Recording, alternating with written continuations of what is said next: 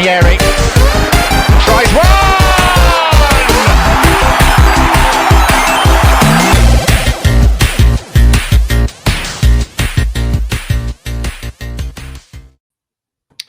Well, we have some big news to talk about to you today, and that is the fact that Muhammad El-Nani apparently had a kid with a secret second wife, and we're all just now finding out about it.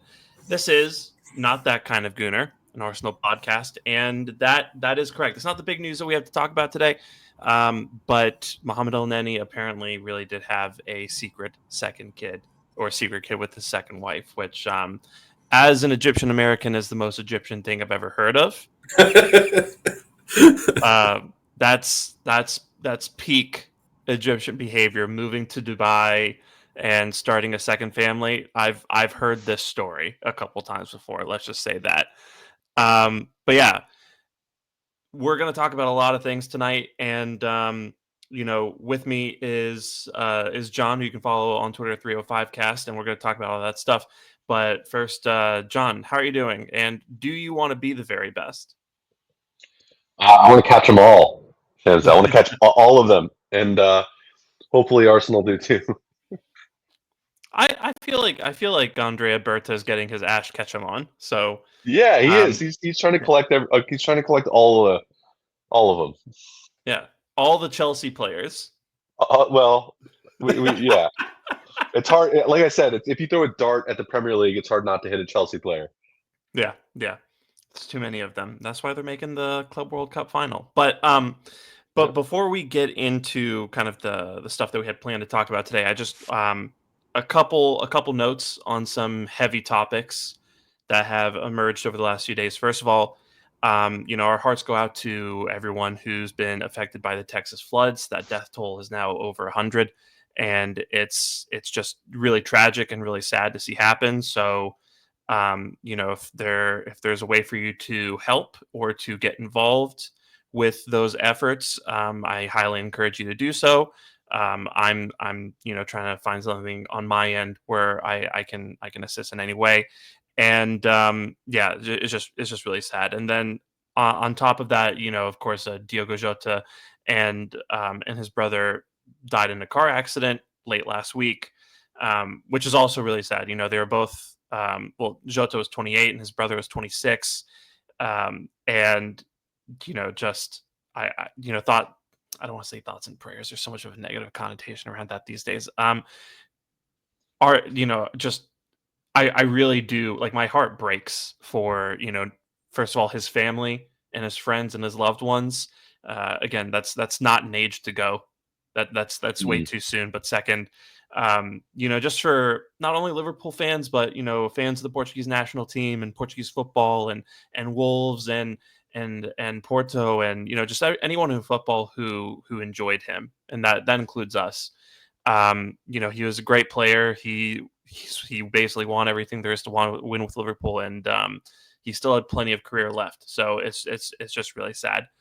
And then lastly, and this is more local for us, is on Friday, last Friday, Thomas Partey was formally charged with 5 counts of rape and 1 count of sexual assault, and those counts apply to 3 separate alleged victims.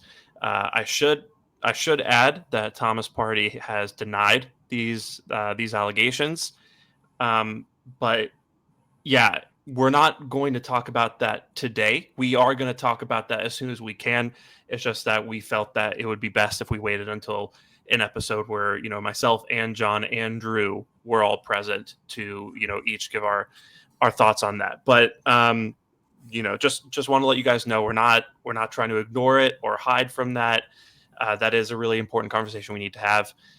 And needless to say, it's a really dark moment in the history of Arsenal Football Club, and they will, Arsenal will rightfully be questioned and criticized for how they've handled the matter, and that is, of course, the crux of what we're going to talk about. We're not going to talk about the charges or the ongoing cases because British law frowns upon that a little bit. So yeah, just wanted to mention all those at the top. And yeah, again, we live in a world where terrible things happen, unfortunately. So but one thing that did happen this week, it's so hard to transition from these kinds of subjects. So just, I'm sorry, I'm not that smooth. But just kind of on to the football subject. So it turns out we've chosen Victor Gyökeres. That it turns out that's what happened, and I just want to say, from the get-go, I was a little disappointed, a little underwhelmed. I got this news at about 8:30 in the morning on a boat crossing into the Boston Harbor, so I could fly home. I was sipping an ice shaken espresso, which I guess dulled the impact a little bit for me. But I was initially underwhelmed. In the days since, I do think I'm coming around to it. And so I'm looking forward to talking about that with you, John. But like first, I just kind of want to get your thoughts on on Gyökeres, and is this a move that you're excited for, and what do you think he's going to bring?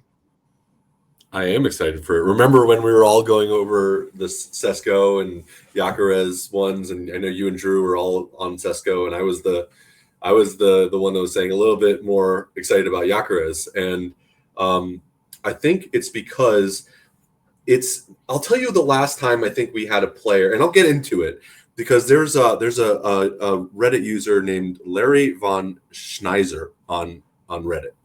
Excellent. And he's really cool. It's a username on Reddit.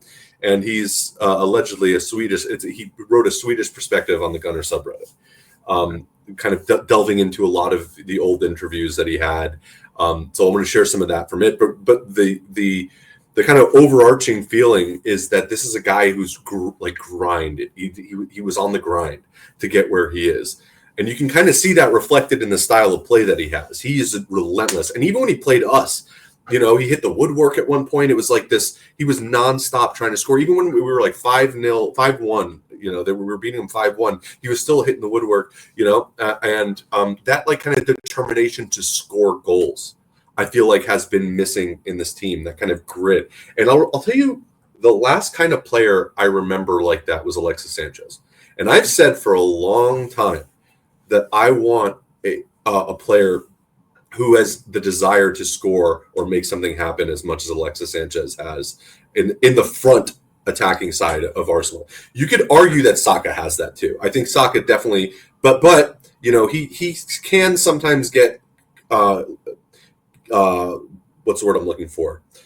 Defended out of games sometimes, especially recently once people know that he's such a threat. Now, when you have to deal with both of these guys, it's going to be a nightmare. Right now, Kai Havertz does a lot for the team. He goes back, he drops back. He does a lot more than just try to score goals. But someone who's that physical presence that Gyökeres has, as well as that just like undying tenacity to try to get the ball in the back of the net, that's what I've been wanting from a striker for a long time. And what this person posted was very interesting. So what he indicated, he's born in 1998 in the southern district of Stockholm. And I guess it's this bloomy area with a lot of football pitches, according to him.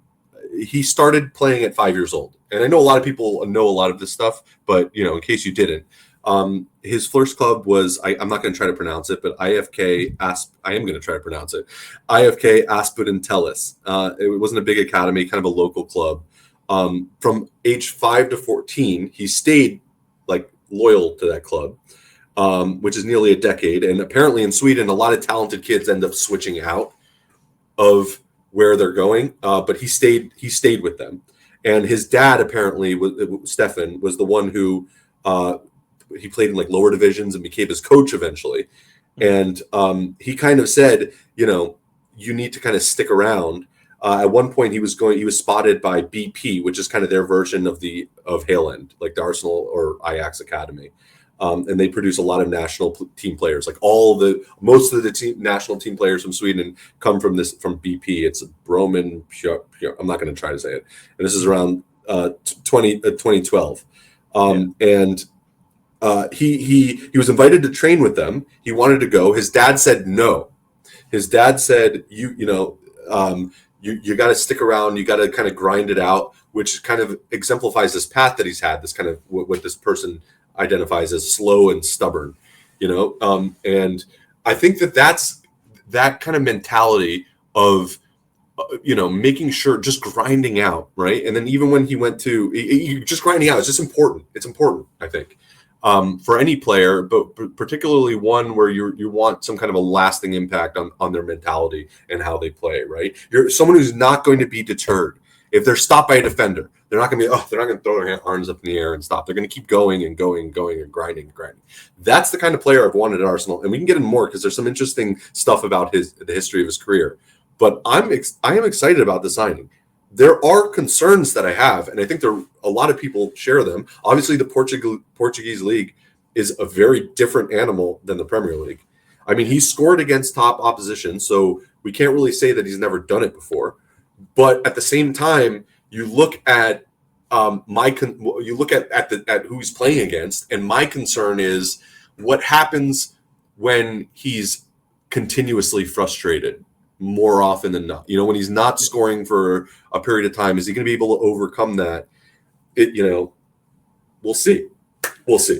But his background is grinding. It's like, I want to read this one thing that he says. Sure.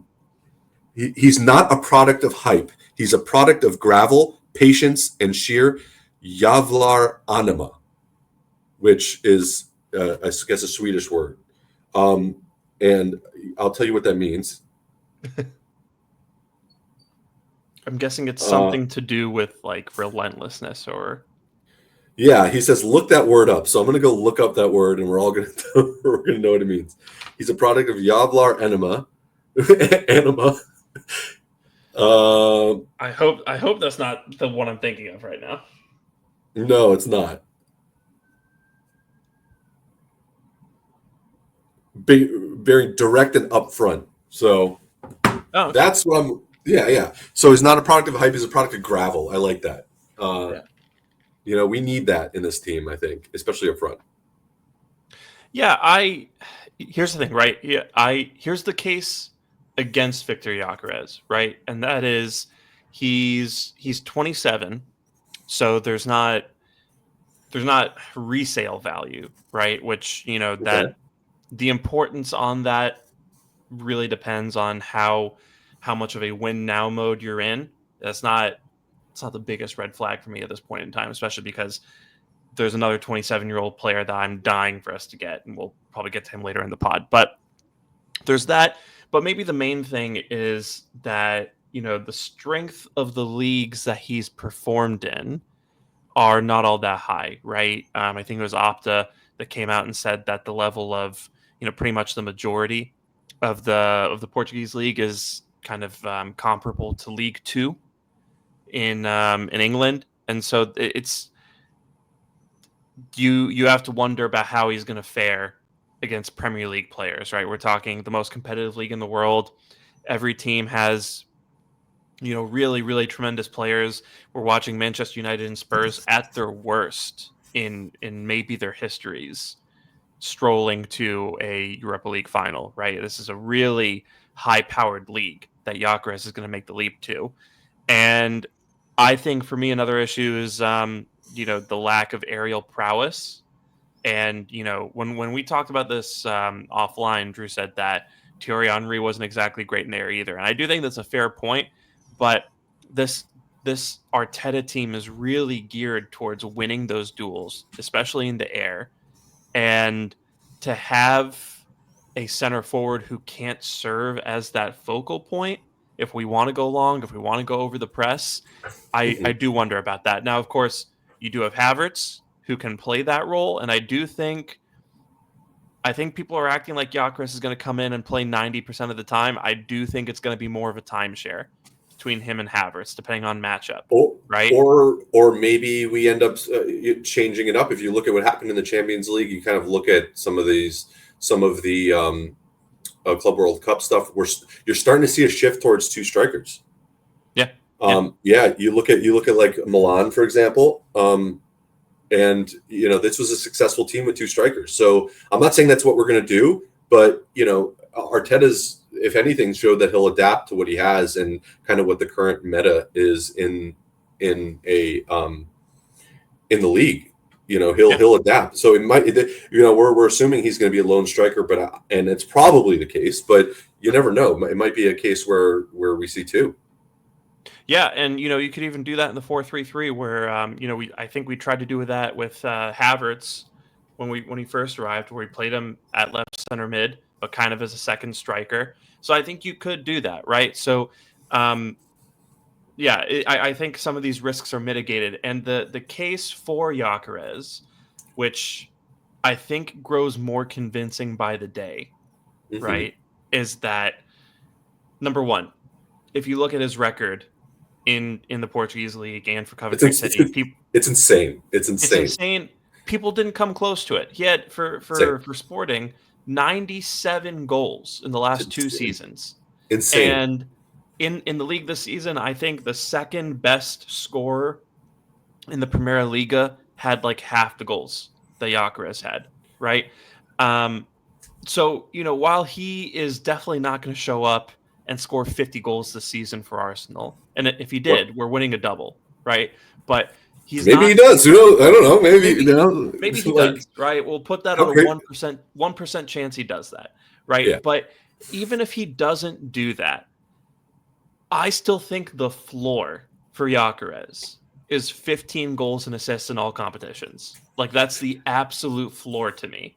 So I think it's a good point. So first of all, you mentioned one of the negatives was his age. I think that, yes, I think you're getting more of a finished product kind of at the prime areas of his career. But, 27, 30 is the new 24 now with sports science, with the way that players have learned how to manage injury and stuff, and the science has progressed so that that kind of ceiling of age is actually getting pushed further and further. We're seeing it statistically across all the different leagues, not just the Premier League. I will say even before that, though, I believe Arteta signed when he was over 27.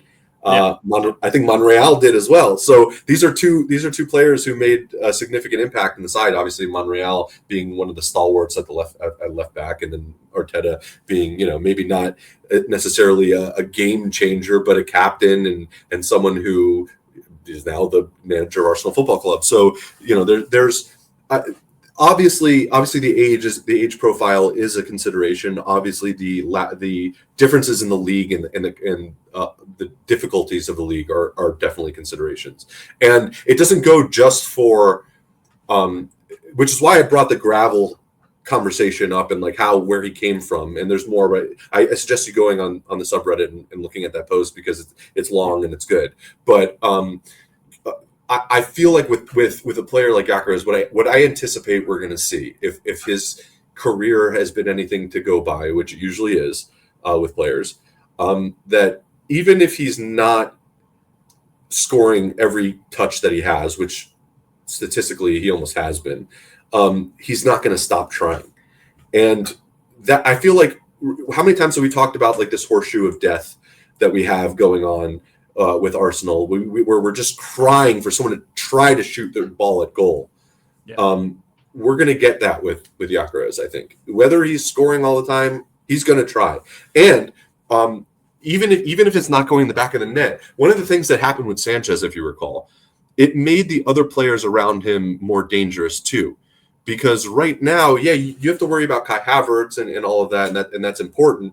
I don't think Kai Havertz is as tenacious trying to score goals as Gyökeres will be. And because of that, I think defenders are really going to have to focus on Gyökeres when he's he's a big, physical, strong player that, they're going to have to deal with him. And when you're having to deal with him, you're not able to deal with Saka or Martinelli or whoever's on the left at that point. You're not going to be able to deal with all of them. And then now with Rice pushing forward, you're not going to be able to deal with him sometimes. So I think having someone like that you need to focus on, not and again, I not like Havertz where he's going to sometimes drop back and your midfield has to deal with him. Someone who's your defenders are going to have to deal with constantly. Yeah. It's going to open up more opportunities for other goals from other players. So even if he's not scoring as much as he did, I think that we're going to start seeing other players in the team score more. Yeah. And, that's kind of the other part of the case for Gyökeres, right? Where that mentality, I know some people kind of roll their eyes at soft factors, but I think there's something to be said about what a relentless personality he is. And, you're talking about how he kind of, his father kind of made him, really like work at his game and not take the easy way out. And, you reference that moment that he had against us when we beat Sporting. They were down 5-1. It was the 85th minute of the game, and this guy was still killing himself to try to score a goal, right? And he got the better of Saliba. He ran right past Kivior and held him off, slammed the ball against the crossbar, right? Another day that's 5-2. Against the best league in the Premier League, arguably a defense in the Premier League, arguably one of, if not the best defense in Europe at the time. Yeah. Yeah. So, and Gabriel wasn't on the pitch, but you still had Saliba and you still had Raya, and Kivior is no slouch either. So no, at that point, Kivior was kind of pulling his weight really well. Yeah. So he's going to bring that to. Just look at how according to reports how desperate he is to come to Arsenal. Right, this guy's refusing to come to preseason training for Sporting. He's talking to directors at the club. He's giving up the parts of his salary to facilitate the move. He really wants to be here, and that's kind of like that's a force of nature that we really could use at the top end of the pitch. And I was watching Adam Cleary's video on Gyökeres, right? And he was showing a couple clips where, there's one moment against Everton where they're sitting into their deep block and Saka's one-on-one with the defender, and there's this open patch kind of like just in front of the right half space. No one's running in there. Havertz is kind of sitting among the center backs, and he's just leaving Saka to make it 15 yards. And get the ball into the box for him. And then Martinelli is, all the way on the other side. And Odegaard's sitting back in the right half space because that's not him to kind of run into those spaces. Gyökeres would run into that space. Gyökeres would run in there. And also there was there's another clip that he was showing from when we were losing 3-0 to Newcastle. And Rice receives the ball in, pretty much an acre of space entering Newcastle's final third. And you have Timber and Havertz on the right-hand side. Neither of them are making a run in behind the defense. And then on the left, you have Sterling, who has, like the entire left third of the pitch to run into, and he starts drifting out to the touchline instead of making that direct run in. Gyökeres would make that run in behind the defense. He would gamble. He would give, Odegaard and hopefully maybe the likes of Eze to something to aim at from the center of the pitch. So, and on top of all that, even if you don't think Gyökeres is a fit for how we play, at the very least, we are going to continue creating chances. We're going to continue having these half chances against low blocks, and if they fall to Gyökeres, I really like his odds of bagging. So my excitement for this move is increasing. Yeah. And so sorry, I was going to say there's two things that you brought up there. There's two things you brought up there. One of them is about how he wants to join. All right. And I just want to address that really quick because it's something that I mentioned on our chat as being a very, very positive thing for me. And when a player really wants to join Arsenal, I can almost identify with them a little bit more. Than I could with another player, because I feel like that's what I would want to do if I had the opportunity to play for a team.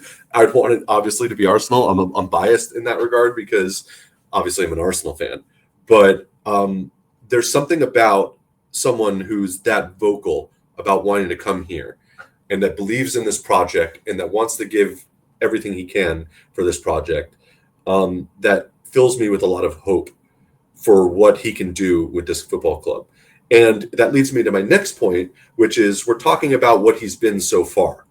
And what we've seen from most players, almost all of them that have joined for us, is that they've taken their game to a new level with Arteta and the coaching staff that we have here. And even players who maybe have had, a certain way of playing about them their entire career. You look at a player like Kai Havertz, who came in and had a renaissance here. Sterling was a bit of a lost cause, and that's kind of the exception that proves the rule. But you look at Kivior, you look at Lewis Skelly, who was obviously an immensely talented player, but needed to come in under the right conditions and do what they did. You look at Trossard, who are players that I think took their game to another level. And that's exciting to me too, because I want to know what kind of evolution a player like Gyökeres, with that raw power, thirst for goal, desire to play for us, can actually do under Arteta and this coaching staff. I think that kind of goes for any signing that we make, but I'm particularly excited about what Gyökeres can bring. Or rather what Arteta in the side can get out of him on a team where he's not going to have to run as much as he does with Porto. He has to do a lot. He's going to have to do a lot more. We're going to have the ball more than Porto does. All right. Or more than he has in Portugal, rather. So I'm kind of excited about that. I do think the flaws are relatively coachable. We're talking about not being able to hold up play all that well, and not Sporting being CP. I think I said Porto. I meant Porto, obviously. Yeah, Sporting. Not being able to hold up the ball, not prolific in the air, not a great passer. The technical ability isn't elite. So, but I think those are all things that Arteta can work with him on the training ground. And the thing is, right, the more I think about it, the more I realize it's a really great fit in terms of a player who is desperate to improve. And that's the kind of guy that Arteta is going to love coaching. It's the next level. He wants to go to the next level in his game. He's not happy, which is kind of crazy. I mean, he scored all the goals, and I think he still wants to improve. I think that's 100%. That's a great point. And that's kind of what I'm getting at here. I think there's another level potentially to his game. I hope there is. And I imagine if there's a chance to go to another level, it would be with this Arsenal side and with Arteta managing him. And I think that's why he's so excited to come here. And I'm really looking forward to seeing what that looks like. Yeah. And so, it looks like it's just about going to be wrapped up. Hand of Arsenal actually retweeted the David Ornstein tweet about, us advancing in negotiations with Gyökeres, which he's done this a few times before. It tends to mean that we're on the cusp of seeing that move finalized. So, yeah. I'm excited. And, kind of on the flip side with Benjamin Šeško, I feel like Leipzig overplayed their hand. And also just when we don't have any official confirmation of these things, but when you kind of think back on some of the whispers you've heard, right, about how he didn't want to compete with Havertz. He didn't want to push for the move at all, right? And his agent actually even came out and said that explicitly, said, we're not going to disrespect Leipzig. If we have to stay here for, an extra 3 weeks, an extra year, extra 3 years, that's fine. That's the plan. And then on top of that, kind of this chatter about him wanting a release clause should he come to Arsenal. It's just, it's not convincing, right? It's not encouraging. And when you compare that to Gyökeres, it didn't really ever feel like he ever wanted to be there. And that's why I'm really over dealing with these Balkan strikers. No more. No more. It happened with Vlahovic. It happened with Šeško. Šeško, yeah, that's two now. No more Serbians. No more Slovenians. No more Slovakians. Sorry, Slovakia. I'm out. I'm out of the Balkan striker game. Yeah, I guess Arsenal are too now.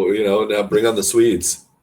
I mean, if Erling Haaland is anything to go off of, and Alexander Isak, even closer to home, good talent over there. So we'll see what happens. Yeah. Yeah, no, that's a good point you make about Sesko as well. I think that he kind of Zaha'd himself out of a move in a way, and I mentioned that he just signed a new contract. He really wanted to move. Why would you go and sign a new contract like that, like a big one?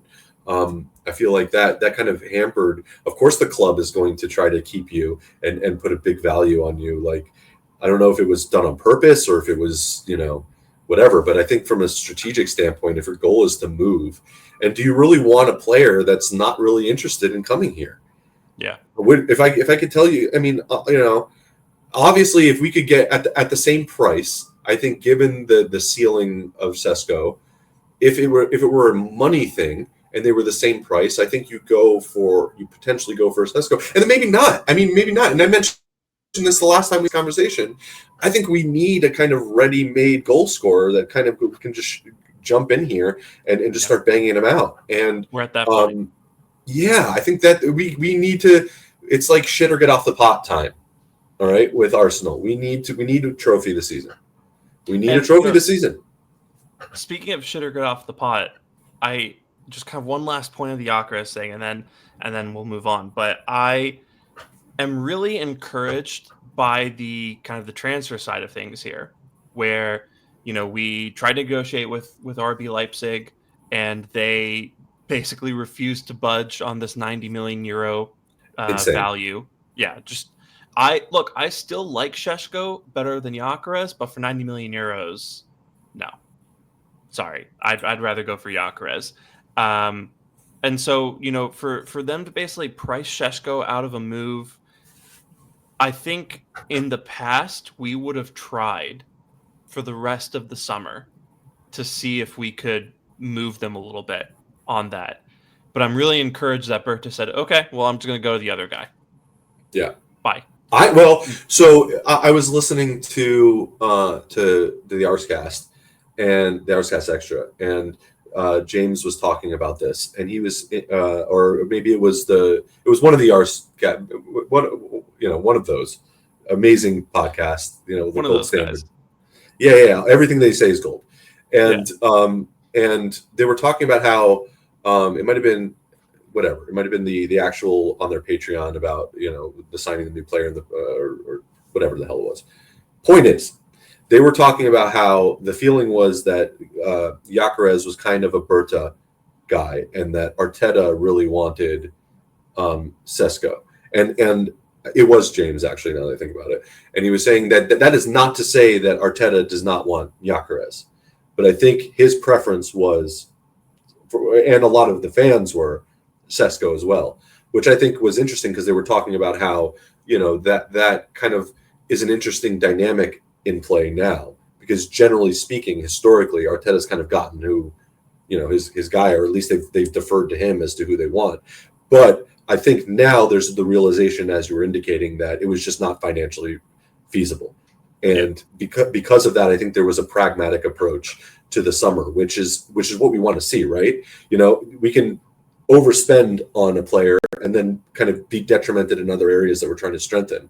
And I think where there's a case where you don't have a viable alternative, unfortunately, sometimes that's what you need to do.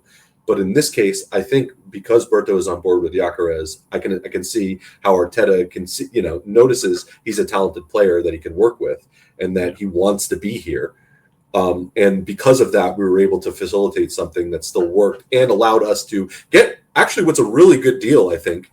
If the numbers are being reported, I think we're 5 million off or whatever the recent reports are. It's like from 70 or 60. But either one of those numbers really are pretty decent. And allows us to make other moves that we need to in the summer, assuming that we do it. Historically, we've sometimes not done that. But that's another pro of this move. So assuming we can't get Sesko for the amount that we want, which is clearly the case, we're getting Gyökeres for a price that allows us to strengthen other areas of the squad that we need, which is a pro of Gyökeres that we would not have with Sesko. Yeah. And, I think Arteta probably wanted Šeško because he's he's younger, and I think there's a world with Gyökeres where he might have to be back in the striker market in 2 or 3 years, just because he is 27. But I also think like Chesko is a ceiling play, right? You're trying to sign him now because maybe in 2 or 3 years he's the best or the second best striker on the planet. But I don't think they liked him enough where it was Chesko at all costs. It sounds like Arteta was like, I would prefer this guy, but I would prefer more to have one of those two in by the time preseason starts, so that they know what they're doing. So, but yeah, I just think what Berta did there, I think will serve us in the long run in terms of negotiations, because I think Edu was very much a kind of a one-track guy in terms of he would kind of zero in on players, and those are the guys. And if they didn't come, then we're just kind of rushing to figure out a plan B. I think Berta has other options lined up, and if you're not going to play ball with him, he'll just go get someone else. And so I think that's going to send a message to other clubs when we deal with them in the future that they can drive a hard bargain if they want, but we are going to walk away if we don't like it. And I think that really does assist with your leverage when you're trying to buy and sell players. So really encouraging to see. And I'm excited. I'm excited for Gyökeres. I think there's a pretty good chance it'll bang. So we'll see what happens there. But moving on, a few other things to talk about here. And one of those things is that Takehiro Tomiyasu no longer is an Arsenal player. And, I've been a big Tomiyasu fan over the last couple of years. And I know he's been injured, but it's a shame, right? Because I still remember that game against Liverpool where he played left back and he just absolutely made Mohamed Salah irrelevant for 90 minutes. Just an amazing lockdown defender, crazy athlete, amazing cheekbones, but also just like a really highly technical player, and could play across the back line, and just versatile. Just a really unique, special talent. And I think he was robbed of a pretty amazing career because of injuries. So before I turn this over to you, I just want to say that a lot of people are down on him, and I understand that he hasn't been reliable at all these last couple of years. But I look at Tomiyasu and I see a player who, if he could have, he would have played 60 games for us. And I just think sometimes when people kind of make these decisions about whether or not we should let go of players based on how injury prone they are, they let that bleed into their evaluation of that player as a person, and kind of just treat it almost as if they're lazy.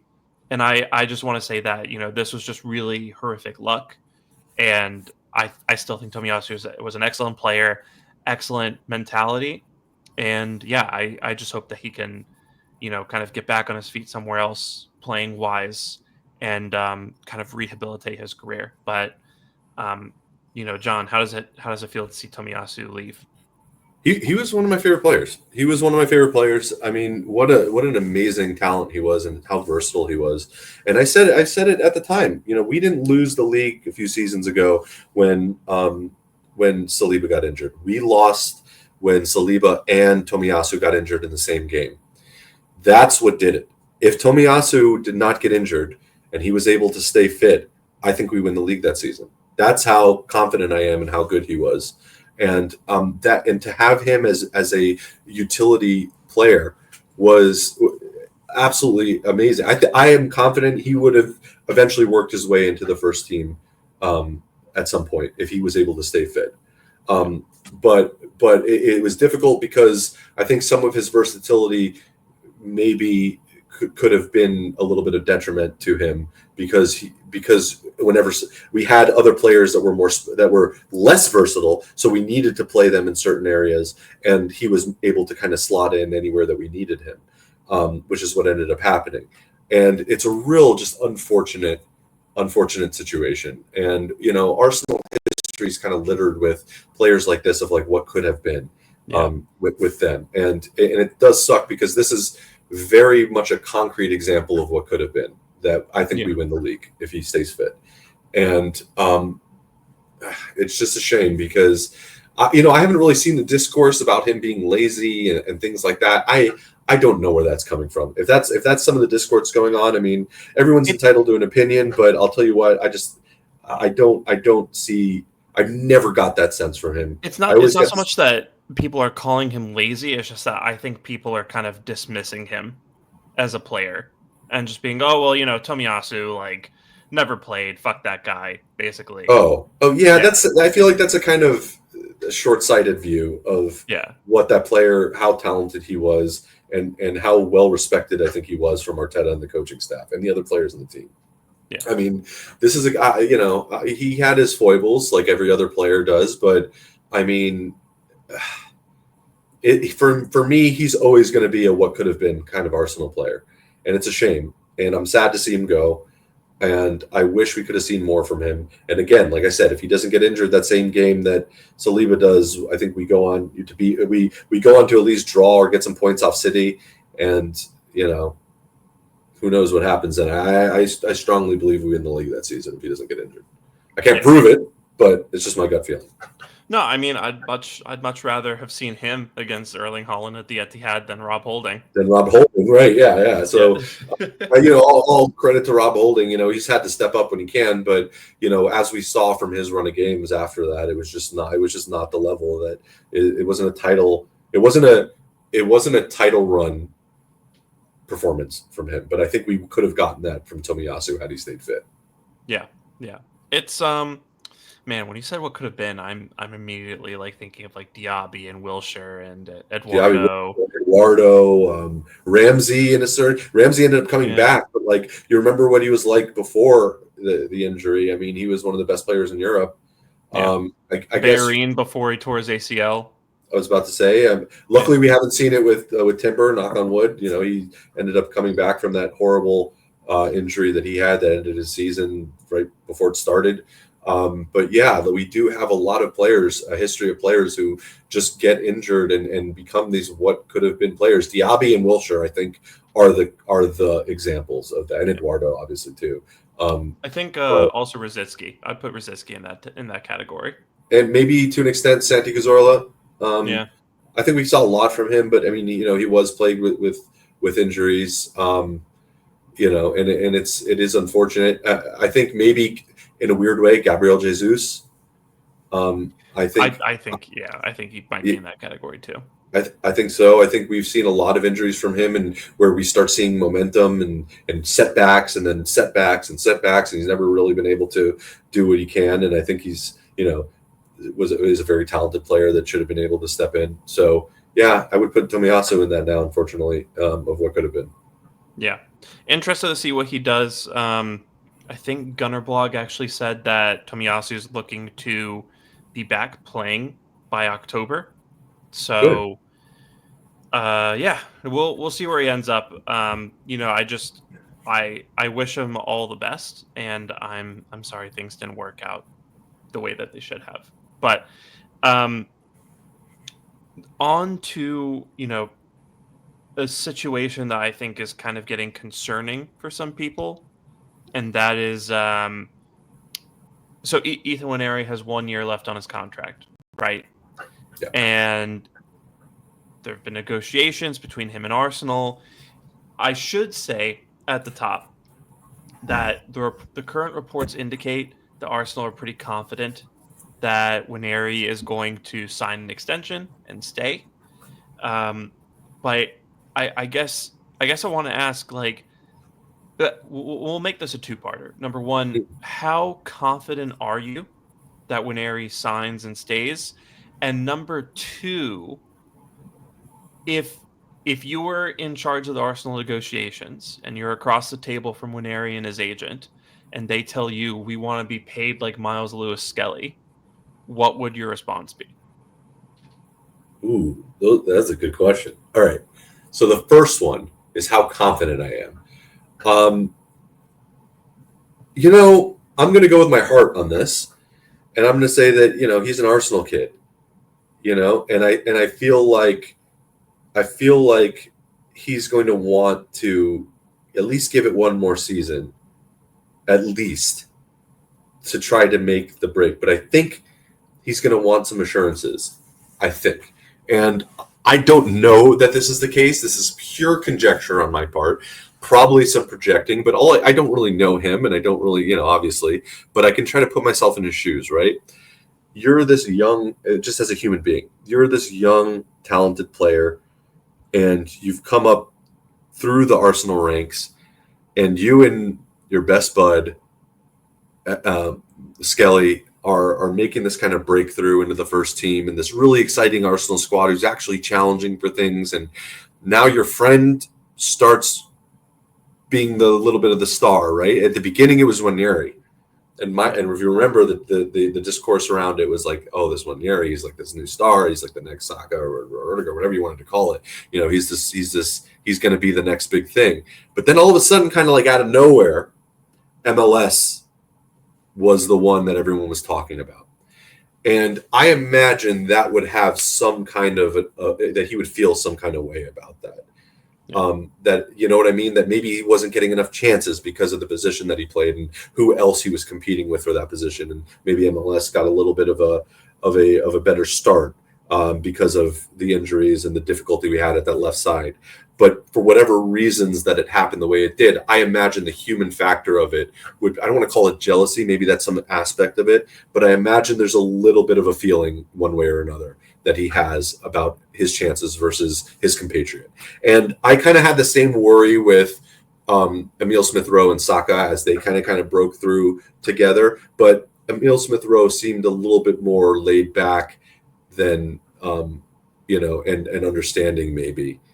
That I always got that sense from him, kind of a subdued, you know what I'm saying? A little bit less of an, there were definitely like whispers that he wasn't as good with his diet as he should have been, and he didn't condition the way they should have.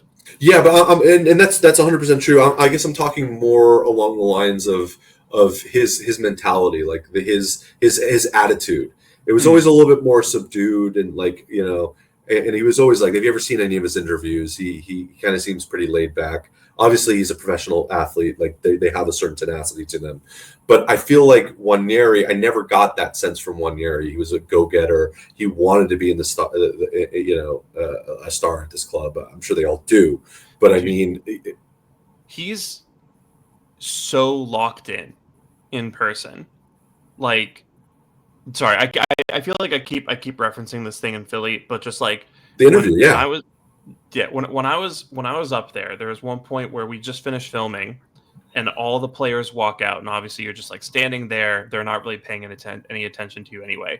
But all the players walked out. First it was senior players, and then the younger guys came through, and it was Nwaneri, it was Miles Lewis Skelly, I think what's his name, Salah Mahand, Salah Waled Mahand, yeah, and then Josh Nichols, and I think one of the keepers came out, right? 4 of those kids turned to me and the other people in that video, and they were just like, "Oh, hi," and they not like that, but they were just like, "Hey, like, how are you doing?" Like, "Hi," Nwaneri. Like it was like we weren't even there. It was like no one was there. He was just locked the fuck in, even when like they were just in preseason training. So like he's like there was like an intense vibe about him. No, but that's kind of what I'm getting at. Like I feel like, I don't know him personally, but I do know competitive athletes. And I know the mentality there, and I knew some when I was younger too. I'm a little bit older now, but I know what that mentality is like. And at that level, it's even more so. And I can't help but think, I keep coming back to it. I can't help but think that there's some kind of a feeling there about the chances that he's getting, and I think it's exacerbated by what Lewis Skelly has done. And I don't want to call it jealousy because I think he's obviously happy for his friend and things like that. But I wonder if there's a why not me? Why am I not getting as many chances? Why am I only coming in for a certain amount of time? I want if I'm going to do this, I want some kind of assurance that I'm going to be playing more, that I'm going to play a more pivotal role, that I'm going to get the same kind of chances. And I think that's difficult for him to get because of who he's up against in that area of the pitch.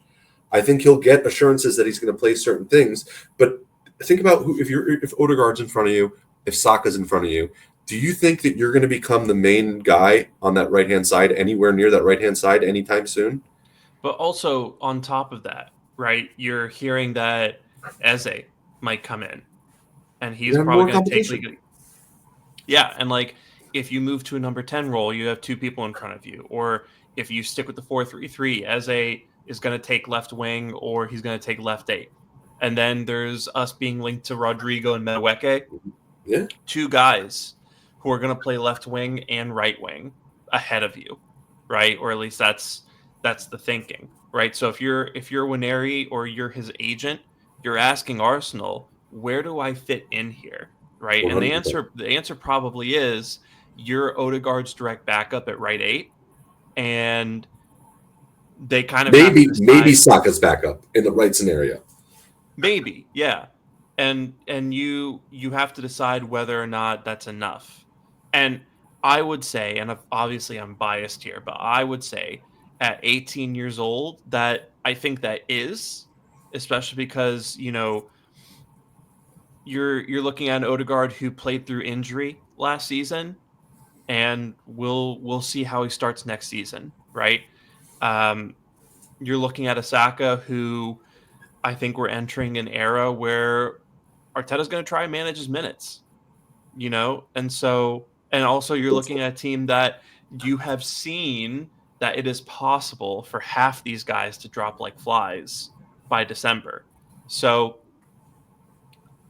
yeah, I mean it's tough because I think he has legitimate questions over his pathway.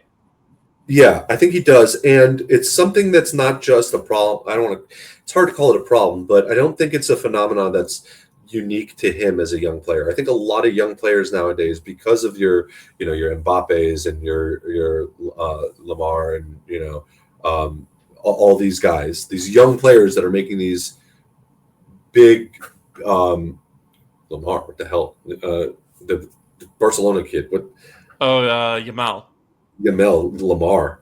I was thinking about I went to Arsenal. I combined both of them. You combined Lamine and Yamal. Lamine. You look at Mbappe. You look at You look at all these kind of young players, and now you're looking at Luis Skelly. You look at Saka breaking through. You're across the footballing world, and I feel like there's an impatience with young players now. And we've had this conversation before about, the danger of playing players too soon, these young players too soon.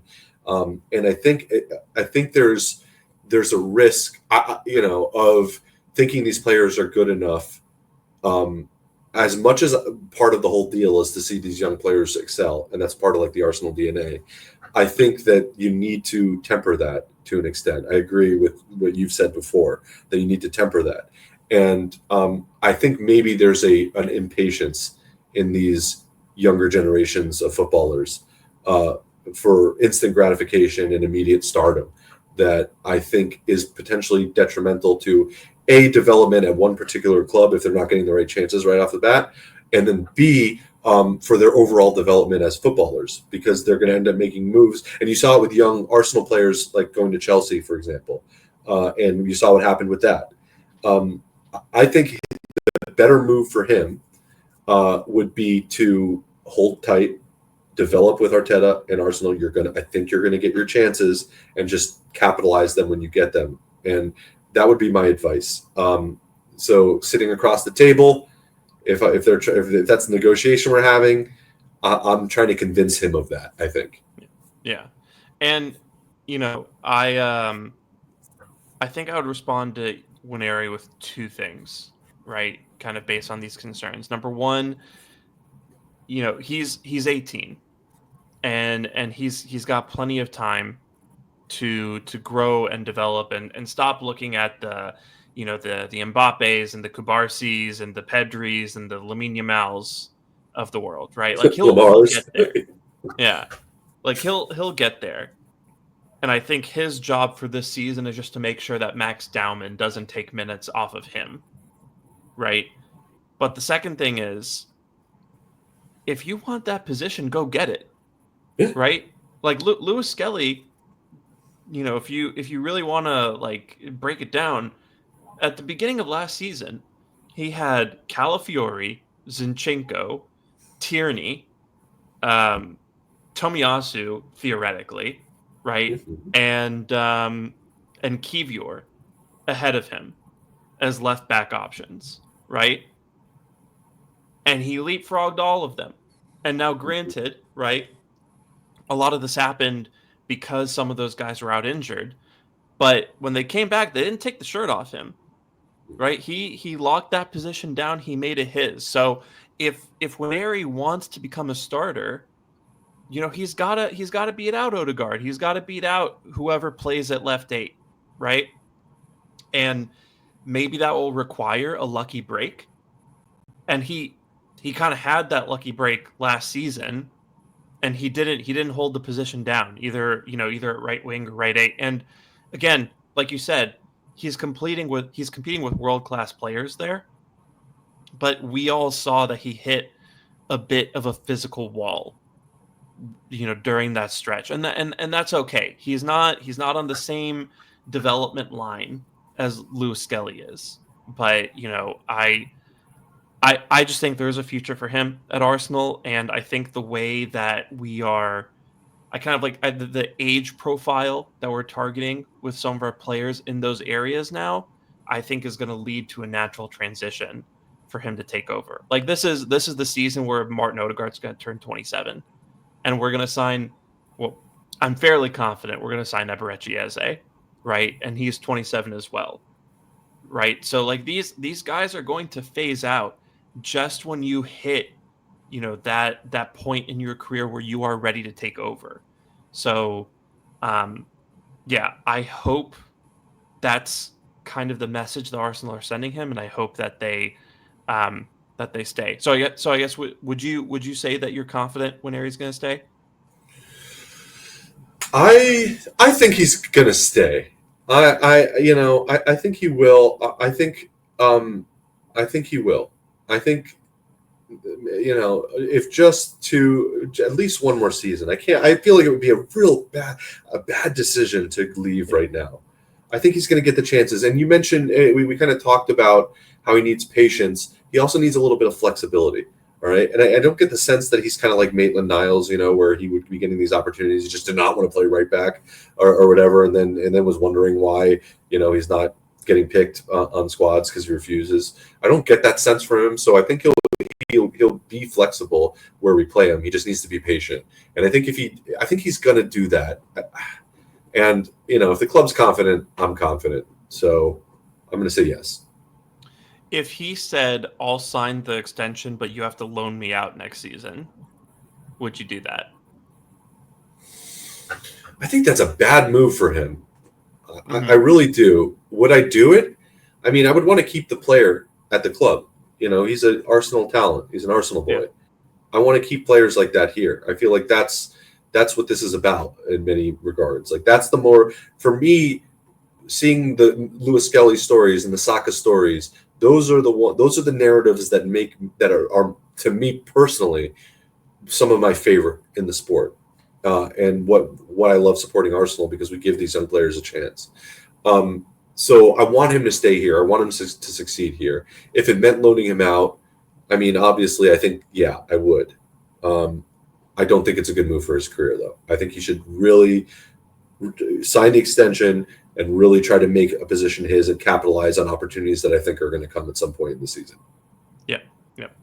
And I think if he stays, he'd almost be a lock to play significant minutes, like in the opening rounds of the domestic cups, and if we had one or two dead rubbers at the end of the group phase in the Champions League this coming season, I think he'd also feature in those. And I really do think that this squad is going to rotate heavily this season. I just think by the end of this window, we're going to have a squad that's able to do that. And I think that will afford Nwaneri some minutes. that maybe he otherwise wouldn't get. So we'll see what happens in that regard. I'm not particularly worried at this point in time, but it's not signed yet. So hopefully they do sign it. So last thing before we get out of here, we've already talked about Eze before, but I just thought there was this interesting report. I forget from who, but it's not really a name I'm familiar with. I think it's like Rahman something.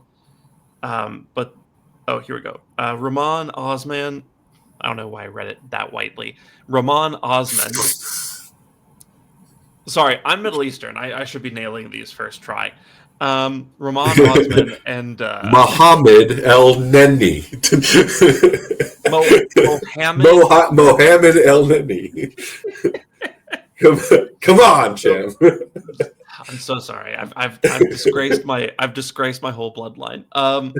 But so Mr. Osman is a journalist at 442 in the Sun, and he said that we're negotiating with Palace for Eze. I guess maybe we're trying to kind of restructure the deal to pay kind of a more favorable amount of money, is my guess. Instead of paying the £68 million release clause that he has. But so he said that Palace would be open to potentially including a young Arsenal defender who has played a handful of games as part of this deal. I have 4 candidates who fit that mold. I think 4. Did I include Saliba in this? I hope I didn't. No, 4, not including Saliba. I'm assuming Saliba's off the table here, but I'm going to ask you kind of in the order that I've ranked them from most expendable to least expendable, whether or not you'd do it, whether or not you'd include them as part of that deal for men getting Eberechi Eze, and you tell me what you think. So number 1, and this is the player I think they're referring to, Josh Nichols. Yeah. I feel like that's pretty easy. Yeah, that's a no-brainer. It sounds like Palace are trying to add some young defenders to the roster. Sure. So yeah, that's my guess as to who it is. Mm-hmm. Next up, Jakub Kivior. Would you make that swap for Eze? Like a straight swap?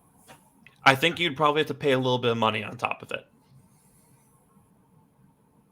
Let's say Kivior plus £30 million. Oh no! How about Kivior plus 25? Kivior plus 15. Okay. Yeah, then I would do that. Maybe. Okay. Maybe. So I would do that. Calafiori, no. Kivior plus 15. Yeah, Calafiori. Was that what you were about to say? Calafiori, yeah. No, 0. No, not happening. So I'm guessing that's a no for Lewis Skelly as well. Yeah. Zinchenko, maybe. Oh yeah, we could try to be like, oh yeah, he's Zinchenko's 23. Yeah, he's an Arsenal player still technically. I thought about tweeting a picture of Rob Holding with like a cartoon mustache on him, and being like, yeah, this is Roberto Holdini. Callum Chamber Perino. It's like, wait a minute. This is Sebastian Mustafini. Yeah, we know he looks old, but he's actually only 20. Yeah, Timber, no. Saliba, no. Gabriel just signed an extension, no. Maybe it's that what's his name? guy. Yeah, because he played a few games or a couple games this season, I think. Yeah. Why don't we look up what Arsenal defenders that we have? Is it a first team defender? Do we know that? What they said was someone who's played a few games for the first team. So it's so it's a young player. Yeah, so I think it probably is an academy player, or at least like someone in like the U23s or the U21s. I think Nichols is he plays what, right back? Yeah.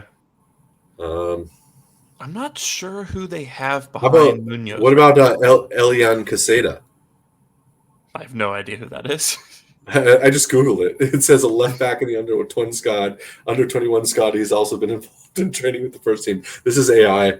We're doing Arsenal Youth Detailed Squad 24-25. All right, let's look.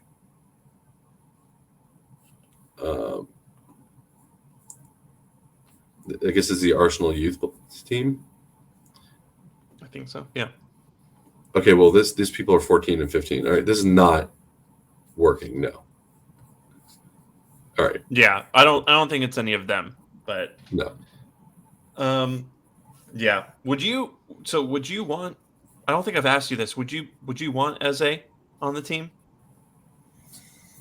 Would I want Eze? Yeah. Yeah. Yeah. I think he's a really. Yeah, and it's that Arsenal narrative story too. Like besides just like him being a fantastic player and one that can do it. Like I told you, I love that.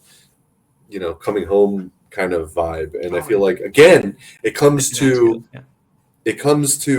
like players that want to be here. He would want to be here. Like he talked about, like one of the saddest moments of his career was like not making it here, and like this is a second chance. Like I want that narrative. I want to see him do it. I'm rooting for him to do that because I feel like I can identify with that. Like that would be me. Like I'd want to do that. In a way that would motivate a player, like would motivate him in a way that you can't create it artificially. Yeah. And also, like, I think maybe it sends a message to players that leave the club, either like during the academy days or like, maybe just after, that if you work hard and you kind of climb the ranks, maybe Arsenal will come back for you one day. Yeah. You get to kind of live out that dream. But yeah. And on top of that, I just think Eze's just a fun player. Yeah, I just want fun players. Totally agree. Agree. I want guys who are going to carry the ball and like make cool passes and take shots and score free kicks. Just give me a little bit more of that. Give me a little bit more of that individual attacking quality. Little flair. I want a little flair on the side. I feel like we had like moments of it. But I feel like a player who's kind of one of his main tool in his toolkit is flair. I kind of like that. Yeah. So adds a little je ne sais quoi to the season. Yeah. We'll see. Josh Nichols, welcome to Crystal Palace. We hardly you heard it here. You heard it here first. I doubt. I think we're just gonna give them money, but yeah. But yeah, I am confident that we make that happen. Though I don't know. I have a feeling about that. So we'll see. But we're a little over the hour mark, so we'll leave it there. But thank you guys so much for being here with us, for listening. John, thank you as ever. You guys can follow John at 305cast, and you can follow the pod at Not That Gooner, and you can follow the pod on Bluesky, Not That Gooner, that Beats Guy Social. You can subscribe to us on YouTube at Not That Kind of Gooner. You can follow the pod on Instagram and TikTok at Not That Kind of Gooner. And if you're listening on Spotify and Apple Podcasts, please do leave us a 5-star review and follow the pod on there as well. It really does help kind of push the pod out towards more listeners, which is always appreciated. So I think I'll be back with Drew later on this week. We're actually working on having a guest who can come on and chat about the Gabriel Hines hire. So we'll chat about that. We'll hopefully talk about his time at Atlanta United and some of the shenanigans he got up to there. And we'll see if we can nail that down. But again, thank you as ever, and we'll be back as soon as we can. Until then, get your mind out of the gunner, and we will talk to you soon. So take care, and bye. Bye.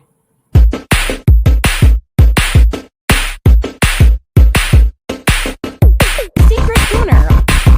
All right, I'm a Gooner. Oh, I love you!